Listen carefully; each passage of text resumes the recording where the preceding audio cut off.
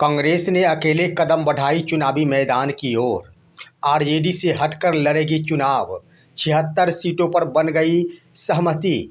36 candidate भी हो गए फाइनल। कांग्रेस के स्टार लीडर होंगी प्रियंका गांधी। दोस्तों नमस्कार, मैं हूं आपका दोस्त एसके चौधरी। कांग्रेस चुनावी मैदान में अपना कदम अकेले ही बढ़ा दी है। तेजस्वी प्रसाद यादव यानी आरजेडी से हटकर कांग्रेस चुनावी मैदान में उतरने को तैयार है। जी हाँ दोस्तों, सही सुना आपने।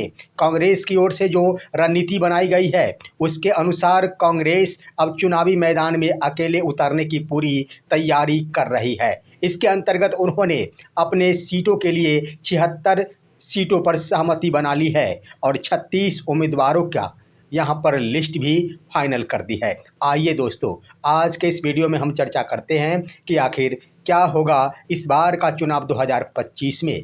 कांग्रेस का यह कदम महागठबंधन को कहां तक नुकसान पहुंचाएगा या फिर कांग्रेस फायदे में रहेगी। दोस्तों इस पर चर्चा करने से पहले अगर आपने अभी तक हमारे इस चैनल शौर्या हिंदी न्यूज़ को सब्सक्राइब नहीं किए हैं, कृपया अभी सब्सक्राइब कर लेंगे, क्योंकि सच से हम आपको हमेशा ही बिहार चुनाव के मुद्दों पर रूबरू कराऊंगा। कांग्रेस की ओर से चुनावी मैदान में कूदने की तैयारी कर ली गई है। कांग्रेस अकेले ही चुनावी मैदान में कूदेगी। इसको लेकर बीते दिन ही 18 सितंबर 2025 को कांग्रेस के प्रदेश चुनाव समिति की बैठक हुई। कांग्रेस की ओर से अहम बिहार कांग्रेस के लीडर इसमें भाग लिए, जिसमें प्रदेश कांग्रेस अध्यक्ष राजेश राम, प्रभारी कृष्णा अल्ला बरू, उसके बाद पप्पू यादव की भी मौजूदगी रही, कन्हैया कुमार भी उपस्थित थे। इस पर कई मुद्दों पर चर्चाएं हुई और कई प्रस्ताव भी पारित कर दिए गए हैं।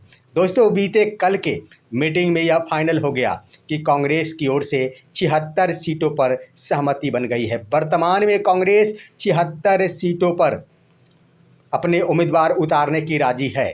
वहीं पर 36 ऐसे उम्मीदवार हैं जिनकी सूची भी फाइनल कर दी गई है। तो इस तरह से दोस्तों फाइनल सिर्फ प्रदेश चुनाव समिति की ओर से की गई है। बैठक में कई और मुद्दों पर भी निर्णय लिया गया है। जो भी सीटों पर चर्चाएं हुई उन सीटों के लिए अपने ही प्रदेश स्तर से हरी झंडी नहीं दी गई है। तमाम कांग्रेस के लीडरों के सहमति के बदौलत हाथ खड़े करके यह फैसला ले लिया गया कि जो भी सीटों पर अंतिम रूप से हरी झंडी प्रदान की जाएगी वह आला कमान दिल्ली से ली जाएगी। यानी प्रदेश कांग्रेस कमेटी की ओर से किसी भी उम्मीदवार को हरी झंडी नहीं, बल्कि राहुल गांधी, मल्लिकार्जुन खड़गे, उसके बाद प्रियंका गांधी इत्यादि की सहमति के उपरांत ही बिहार कांग्रेस उम्मीदवार की सूची फाइनल की जाएगी। दोस्तों बीते कल जो फाइनल हुई है, जो रणनीति बनाई गई है कांग्रेस के स्तर से, उससे स्पष्ट यही हो गया है कि कांग्रेस इस बार के चुनाव में तेजस्वी प्रसाद भले ही यहाँ पर कांग्रेस की ओर से दबाव बनाने के लिए, कांग्रेस के ऊपर दबाव भरी राजनीति गढ़ने के लिए अकेले ही बिहार अधिकार यात्रा पर निकल चुके हैं, परंतु यहाँ पर कांग्रेस भी अलग थलग खुद को नहीं दिखने और दिखाने पर मजबूर है। इसको लेकर जो चुनाव समिति का निर्णय लिया गया उसके आधार पर एक और भी मुद्दों पर सहमति बनी है।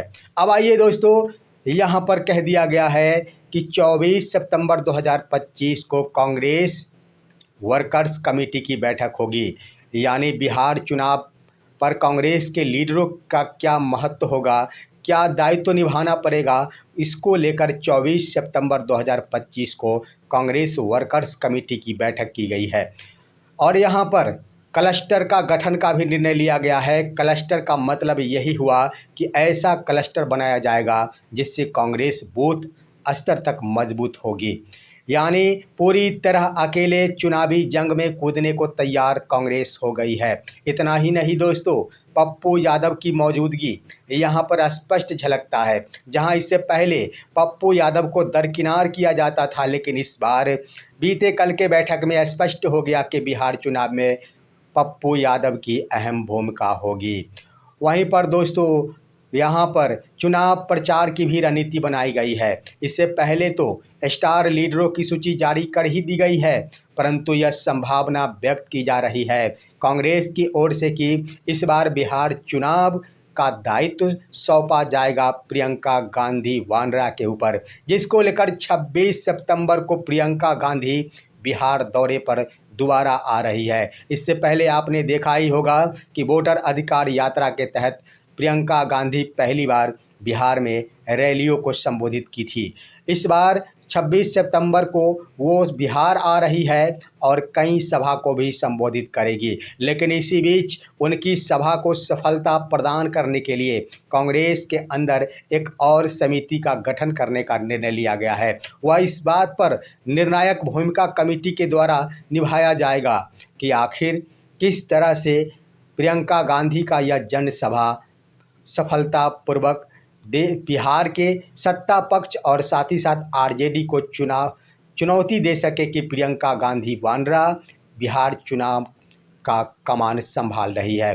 दोस्तों, यहाँ पर स्पष्ट झलकता है कि कांग्रेस और आरजेडी के बीच पूरी तरह तनातनी हो गई है और ऐसा मौका, ऐसा निर्णय आखिर क्यों लिया गया, उस पर भी विचार करने की ज़रूरत है। आपको मालूम होगा कि जब यह समन्वय समिति की बैठक होनी थी, समन्वय समिति की ओर से महागठबंधन के अंदर सीटों के बंटवारे को लेकर हरी झंडी प्रदान किया जाना था 15 सितंबर को ही, लेकिन वहां पर तेजस्वी प्रसाद यादव 16 से ही निकल पड़े बिहार अधिकार यात्रा पर।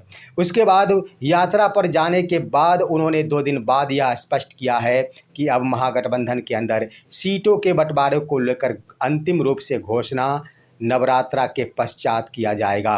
यानी यह स्पष्ट हो चुका है कि सितंबर महीना समाप्ति के उपरांत ही महागठबंधन में सीटों के बंटवारे को लेकर घोषणा की जा सकेगी।